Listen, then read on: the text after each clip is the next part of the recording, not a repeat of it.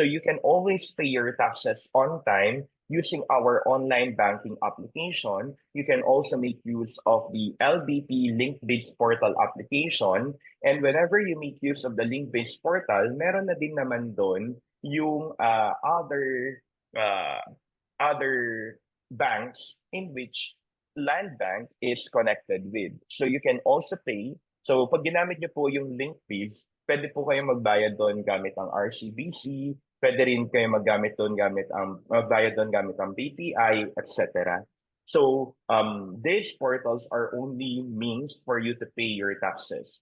And you can make use of your online bank accounts to pay for your taxes. So again, online po ang filing, online din ang payment. Pero kung gusto po ninyo, pwede ninyo yung pumunta sa bangko at doon po kayo magbayad. But generally, you can now pay. Actually, ang requirement na po ngayon, you need to pay online.